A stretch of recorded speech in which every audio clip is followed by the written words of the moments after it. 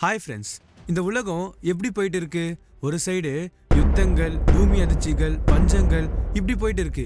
இன்னொரு சைடு பார்த்தீங்கன்னா பாவமான காரியங்கள் அதிகமா போயிட்டு இருக்கு. ரேப்பு, கொலை, திருட்டு, கஞ்சா இந்த மாதிரி இருக்கிறதுனால மக்களுடைய வாழ்க்கை அழிந்து போயிட்டு இருக்குது. அதுவும் நீங்க பாத்தீங்கன்னா கடந்த ஒரு சில வருஷத்துல ரொம்பவே அதிகமா போயிட்டு இருக்குது. இப்படிதான் நடக்கும்னு சொல்லி ஏசப்பா பைபிள்ல முன்னாடியே சொல்லியிருக்கிறாரு. மனுஷகுமாரன் வெளிப்பட போற நாட்கள்ல யுத்தங்கள், பஞ்சங்கள், பூமி அதிர்ச்சிகள் இந்த உலகத்துல நடக்கும். மக்களுடைய வாழ்க்கை எப்படி இருக்கும்னு 2 பேருடைய காலகட்டத்தை ஒரு உதாரணமா தராரு. யாருன்னா நோவாவும் லோத்தும். நோவாவோட நாட்கள்ல மனுஷங்க எப்படி இருந்தாங்கன்னா சாப்பிட்டு குடிச்சிட்டு கல்யாணம் பண்ணிக்கிட்டு பிள்ளைங்களை பெத்து போட்டு அந்த பிள்ளைங்களுக்கு கல்யாணம் பண்ணிக்கிட்டு அந்த பிள்ளைங்க பெத்து போட்டு இப்படியே தான் போயிட்டு இருந்தாங்க. தவிர ஒரு உணர்வே இல்லை. நோவா போயிட்டு கர்த்தருடைய கோபாக்கின வரப்போகுதுன்னு மக்கள் கிட்ட சொல்லும் போது அவங்க எல்லாரும் பரியாசம் பண்ணாங்க. ஏன் கர்த்தருடைய கோபாக்கினா அங்க இருந்த மக்கள் கர்த்தருக்கு முன்பாக பாவம் பண்ணிக்கிட்டு அவங்களோட இருதயத்தின் நினைவு எல்லாமே பொல்லாததா இருந்தது. அதை கண்டு கர்த்தரு மனஸ்தாபம் படுறாரு. அதனால நோவா போய் சொல்றாரா, அவங்க எல்லாரும் பரியாசம் பண்றாங்க, ஜலப்பிரளயம் வாரி கொண்டு போற வரைக்கும் அவங்க உணர்வே இல்லாம இருந்தாங்கன்னு இயேசு கிறிஸ்துவே சொல்றாருங்க. அதே போலதான் இப்ப இருக்கிற மக்கள் கிட்ட போயிட்டு ஏசப்பா சீக்கிரம் வர போறாருன்னு சொன்னா போயா 2000 வருஷம் நீங்க இதான் சொல்றீங்கன்னு பரியாசம் பண்றாங்க. பேதுரு அதான் சொல்றாரு, கடைசி நாட்கள்ல பரியாசக்காரர்கள் வருவாங்கன்னு. அது மட்டும் இல்ல, சில சபைக்கு போற மக்கள் கூட கல்யாணம் பண்ணணும், வீடு வாங்கணும், இதுதான் குறிக்கோளா இருக்காங்க. தவிர ஒரு உணர்வே இல்ல ஆண்டவர் சீக்கிரம் வர போறாருன்னு சொல்லி. நீங்க லோத்தோட நாட்களை பாத்தீங்கன்னா அங்க இருந்த மக்கள் ஓரின செயற்கையில இருந்தாங்க. எப்படின்னா ஒரு பெண்ணோட பெண்ணு ஒரு ஆணோட ஆணு கல்யாணம் பண்ணிக்கிட்டு உறவை வச்சுக்கிட்டு அருவருப்பா பண்ணியிருந்தாங்க.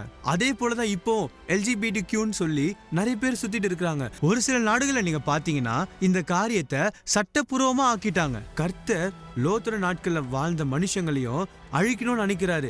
ஏன்னா அவங்களோட பாவம் பாத்தீங்கன்னா அவ்வளவு அருவருப்பா இருந்தது. இந்த மாதிரி மக்கள் மத்தியில நோவாவும் லோத்தும் நீதிமானா இருந்தாங்க.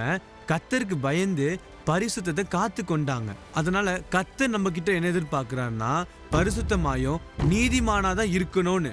ஏன்னா 2 பேதுரு 2:9 என்ன சொல்லுதுன்னா, கர்த்தர் தேவபக்தி உள்ளவர்களை சோதனையின்றி ரட்சிக்கவும் அக்கிரமக்காரரை ஆக்கினைக்குள்ளவர்களாக நியாய தீர்ப்பு நாளுக்கு வைக்கவும் அறிந்திருக்கிறார். சோதனையிலிருந்து ரட்சிக்கிறது அப்படின்னா என்னன்னா அந்தி கிறிஸ்துவோட 7 வருஷ உபத்திரவங்களை தான் அந்த சோதனையோட நாட்களை குறிக்குது. அந்த நாட்கள் எப்படி இருக்கும்? அந்தி கிறிஸ்து சொல்றதுதான் நீங்க செய்யற மாதிரி இருக்கும். அவன் சொல்றதுதான் நீங்க செய்யணும். அவன் சொல்ற இடத்துலதான் உங்க பிள்ளைகளை ஸ்கூல் படிக்க வைக்கணும். அவன் சொல்ற மாதிரிதான் உங்க பேங்க்ல அமௌண்ட் இருக்கணும். இந்த மாதிரி அநேக காரியங்கள் அவன் கைக்குள்ள வரும். அதுதான் ஃபேபியன் சோஷியலிசம். இந்த மாதிரி நாட்கள் இருந்துதான் ஆண்டவர் யாரு தேவபக்தி உள்ளவங்களா இருக்கிறாங்களோ அவங்கள ரட்சிப்பன்னு சொல்றாரு. அதனால நம்ம பரிசுத்தமாவும் நீதிமானா இருந்தாதான் அதுல இருந்து தப்பிக்க முடியும். எப்பா நான் என்னப்பா பண்ணேன், நான் பரிசுத்தமா தான் இருக்கிறேன், நான் யாருக்கும் எந்த தீங்கு பண்ணலையே அப்படின்னு சொல்றீங்களா? அந்த பரிசுத்தம் இல்லைங்க. இந்த வேதாகமத்துல போட்டிருக்கிற பரிசுத்தமான வாழ்க்கையின்படி வாழ்ந்தாதான் நம்ம பரிசுத்தமாக முடியும். அதுக்கு ஆவியானவர் நம்மளுக்கு உதவி செய்வாரு. அதனால கிறிஸ்துவ அறியாதவங்க அவரை விசுவாசிக்கணும். கிறிஸ்துவ அறிந்தவங்க ஆவியானவருக்கு கீழ்ப்படியணும். நம்ம பரிசுத்தமாவும் நீதிமானா இருந்தா மட்டும்தான் ரகசிய வருகையில எடுத்துக்கொள்ளப்பட முடியும். இது எப்படி நம்ம வாழ்றதுன்னு கேட்கலாம். நமக்கு முன்பாக இயேசு கிறிஸ்து வாழ்ந்துட்டு போயிருக்கிறாரு.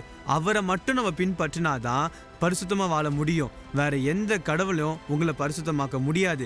ஏன்னா பைபிள்ல சொல்றபடி அவர்கிட்ட ஒரு குறைவும் யாராலையும் கண்டுபிடிக்க முடியல. நான் மறுபடியும் சொல்றேன், ஆண்டவர் நம்ம கிட்ட என்ன எதிர்பார்க்கிறாருன்னா பரிசுத்தமாயும் நீதிமானா இருந்தா மட்டும்தான் இந்த கடைசி நாட்கள்ல சோதனையில இருந்து ரட்சிக்கப்பட முடியும்.